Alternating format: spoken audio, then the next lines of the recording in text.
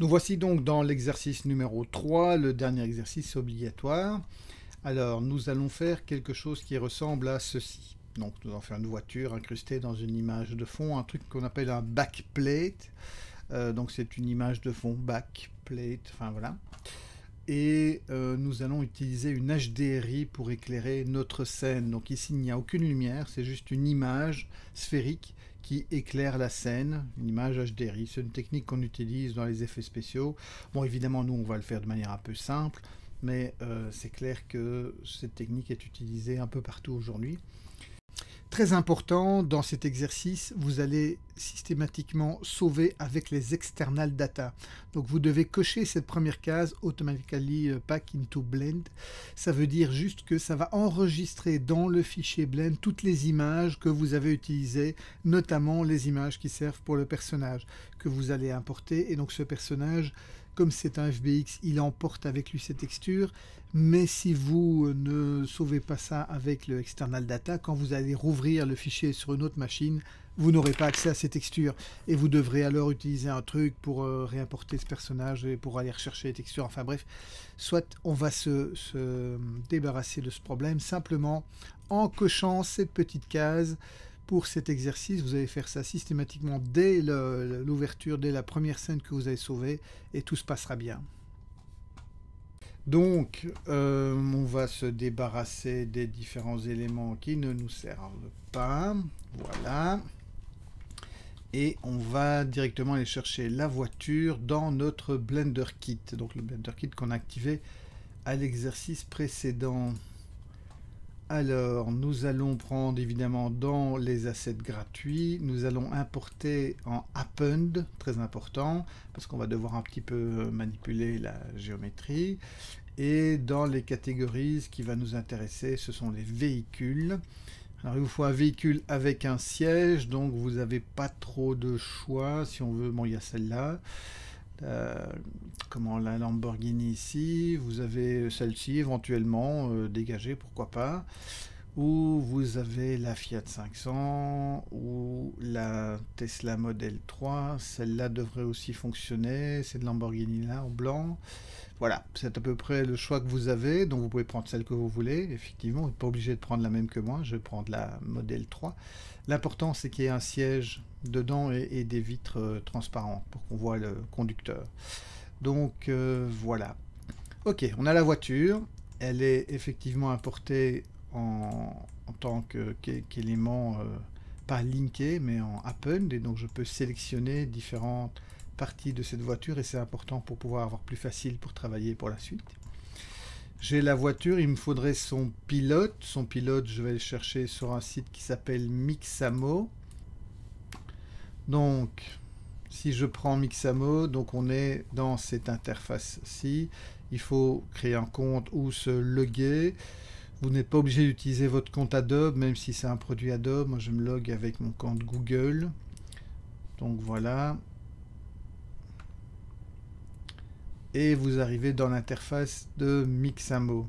Donc en fait c'est une base de données de motion capture et vous pouvez cliquer simplement sur une animation, voilà, et la case de l'animation elle est automatiquement appliquée au personnage que vous avez sélectionné. Si vous voulez enlever l'animation, vous cliquez sur le petit X ici et votre personnage retrouve sa position initiale, ce qu'on appelle la pose T. Pour changer de personnage, eh bien, vous avez ici toute une liste de personnages. Vous pouvez aussi importer votre propre personnage. Donc si vous avez modélisé un personnage, vous pouvez le mettre dans Mixamo, il va automatiquement être rigué et vous allez avoir automatiquement la possibilité de lui donner les animations de Mixamo ou simplement récupérer votre personnage avec l'auto-rig de Mixamo. Donc un rig, c'est tous les éléments qui servent à manipuler le personnage. Vous aurez l'occasion de voir ça si vous continuez dans la 3D. En attendant, ici, on va faire simple. Donc, on a un personnage, vous pouvez prendre celui que vous voulez. Je vous invite quand même à ne pas prendre des personnages trop exagérés, trop cartoon. Vous aurez difficile de les placer dans la voiture sans qu'ils sortent de partout.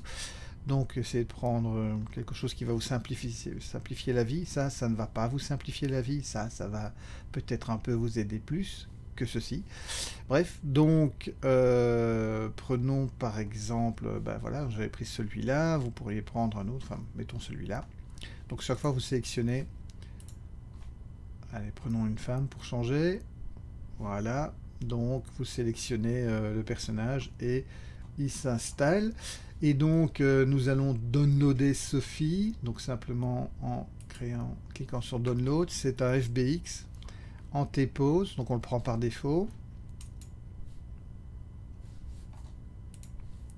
Donc il va se downloader, ici on voit caractère 2 non pbr.fbx, donc c'est un nom très explicite qu'on va se faire un plaisir de changer.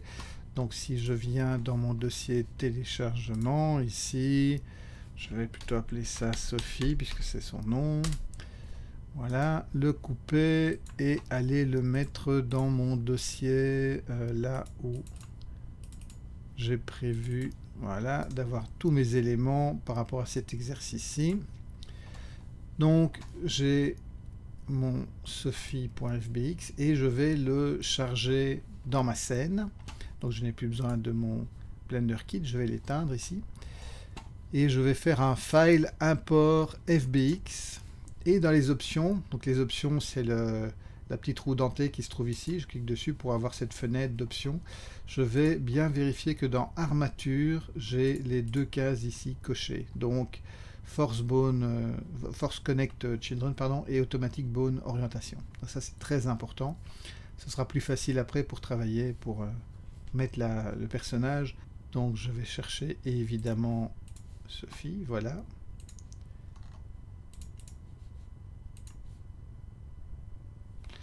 Donc la voilà importée. Alors je vois tout de suite qu'il faudra faire des petites choses sur sa texture, enfin c'est son matériau, mais pour le moment en tout cas je peux juste la déplacer pour que ce soit pas dans la voiture. Elle a une taille qui devrait correspondre à ce qu'il faut pour la voiture, donc pas de souci. Sinon je peux changer sa taille simplement en mode objet, je sélectionne S et je peux changer sa taille, voilà. Ok, mais il faut être en mode objet. Donc on voit ici, tous ces éléments-là, ce sont des bones, donc des os, qui nous permettent de manipuler la géométrie, de la plier, de la mettre en forme par rapport à ce qu'on cherche à avoir. Donc on a ça, maintenant allons chercher de quoi éclairer notre scène, donc le HDRI et le backplate qui va nous servir à éclairer la scène. Donc pour ça, je retourne dans mon browser, je vais sur HDRI Haven. Voilà, HDRI Haven. Dans les HDRI, je vais faire une recherche sur Venice.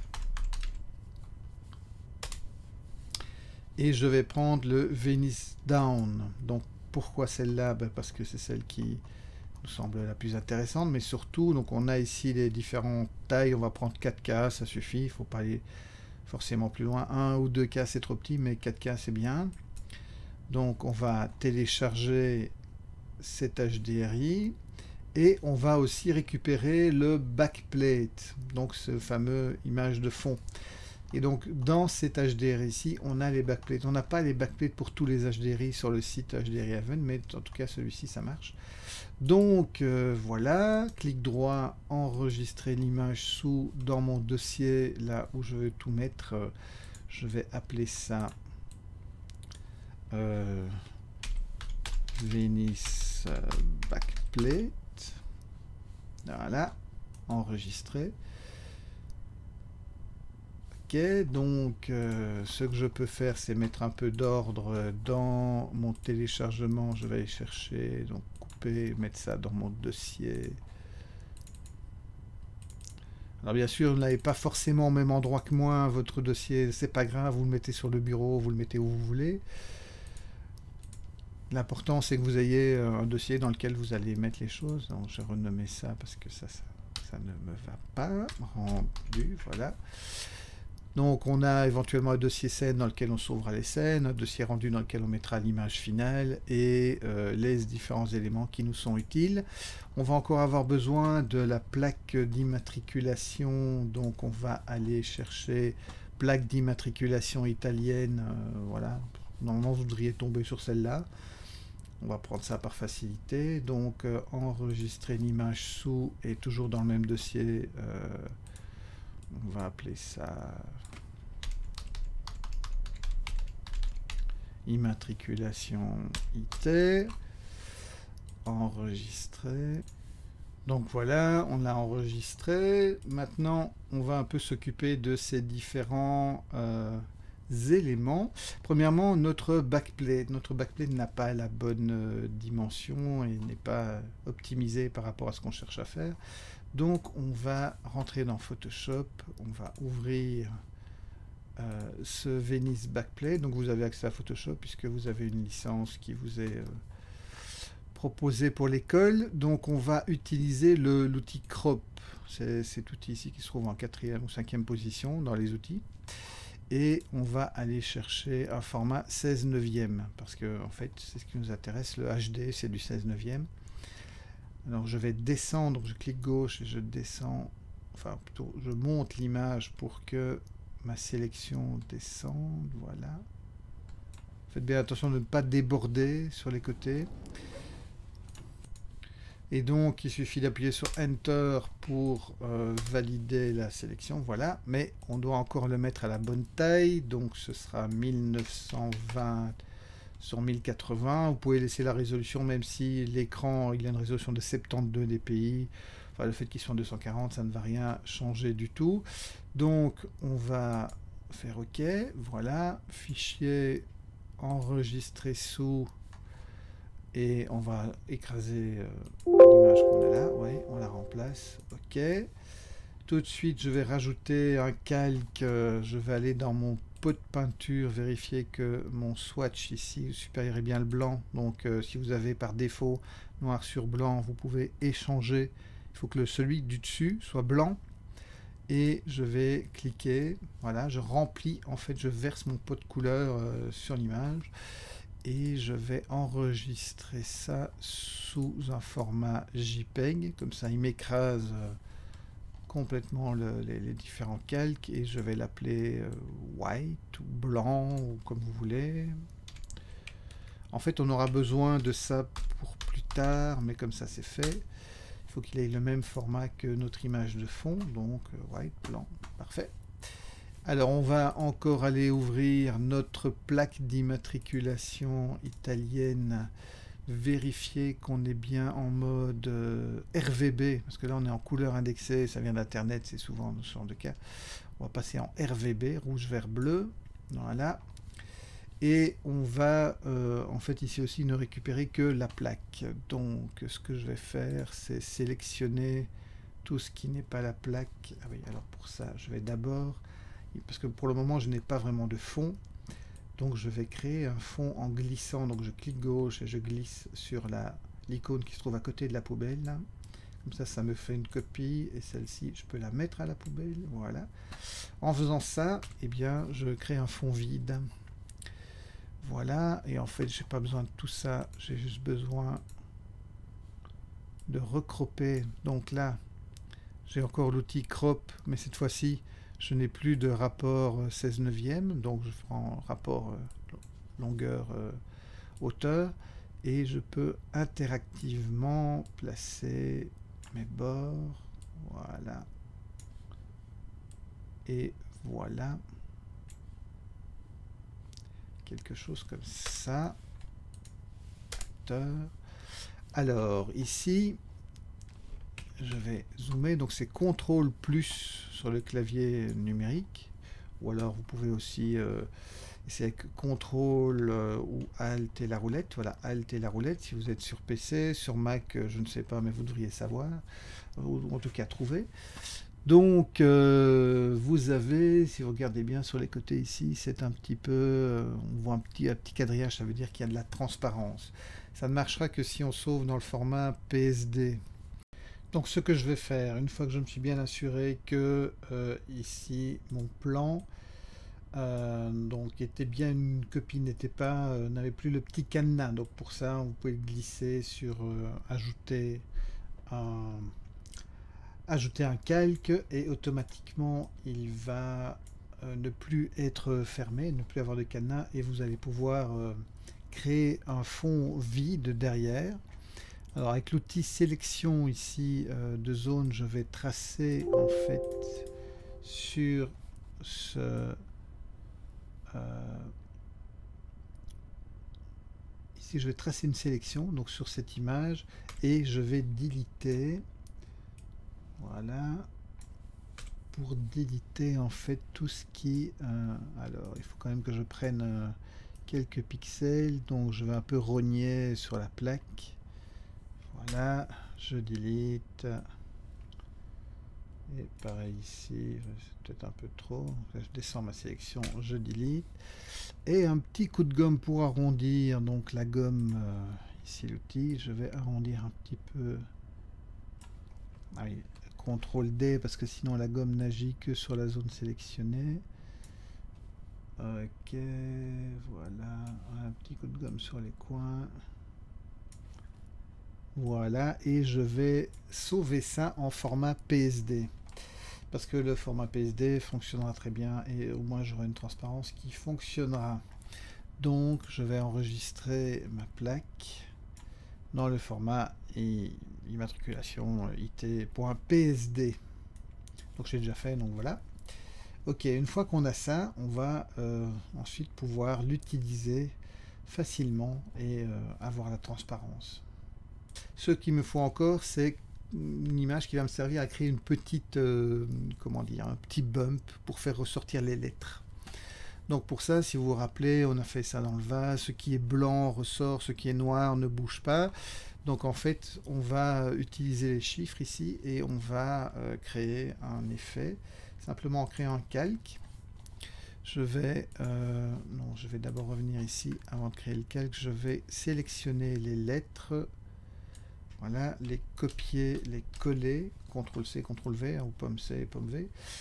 Et donc le calque là n'était pas très utile. Je vais cacher mon calque en dessous. Je vais revenir encore avec mon pot de couleur, mettre du blanc, du blanc, du blanc dans les trous. Voilà. Et en fait, je vais inverser cette image. Donc je viens dans Image, Réglage négatif. Comme ça, j'ai la version inversée. Et je vais rajouter un filtre blur, donc un flou gaussien d'à peu près 3. Comme ça, ça va un peu atténuer les choses. Je vais aussi diminuer un peu la luminosité. J'enlève à peu près 50. Voilà. Comme ça, ça ne sortira pas trop et ce sera facile à contrôler. Et donc cette image-là, je vais la sauver en JPEG. Donc enregistrer sous... Alors le JPEG c'est facile parce qu'il collapse tous les calques, enfin il ne retient pas l'idée de calque. Donc immatriculation, mais ce sera DISP, D-I-S-P, donc je vais mettre un underscore pour qu'on comprenne, voilà. DISP pour displacement. Enregistrer, ok. Donc j'ai mon displacement et j'ai la valeur, pardon, ici en dessous, la valeur couleur en TIFF. Ok, donc là j'ai fait toutes les préparations nécessaires. Maintenant je vais pouvoir utiliser tout ça dans ma scène 3D.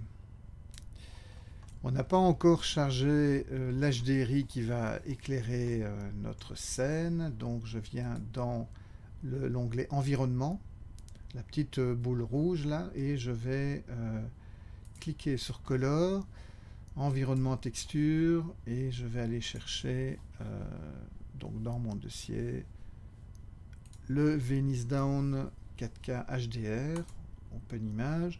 Alors comme ça tout de suite on ne voit pas grand chose parce qu'il faut être en mode rendu pour voir l'effet.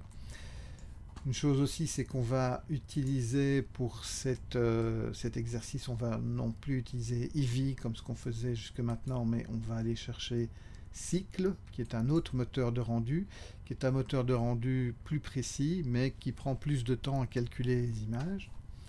Donc j'ai réglé le moteur de rendu, je vais le laisser par défaut en CPU, on parlera de ça plus tard. Et je viens voir ce que ça donne avec ma prévisualisation, ici le 4e boule, du rendu. Alors ça va prendre plus ou moins de temps suivant la puissance de la machine. Donc ici, je suis sur une machine qui a une GTX 970. c'est moyen, enfin c'est faible aujourd'hui parce qu'on a des machines plus puissantes que ça, mais celle-ci, disons que c'est mieux que ce que j'ai utilisé pour les autres exercices. Ok, donc là on voit l'HDRI, je peux tourner autour et on voit bien que cette image en fait est une image d'environnement, ce n'est pas notre image de fond. Nos éléments paraissent trop petits, mais c'est pas qu'ils sont trop petits, c'est que cette image n'est pas un fond, c'est une lampe. Il faut bien comprendre ça. Et c'est elle qui donne cet éclairage qui paraît finalement assez naturel. On voit les reflets sur la voiture qui correspondent au ciel qui se trouve là derrière, etc. Parce que c'est son job à cette image, c'est d'éclairer la scène. Donc voilà, on a préparé un peu la scène. On va voir après dans d'autres vidéos comment on va utiliser ça.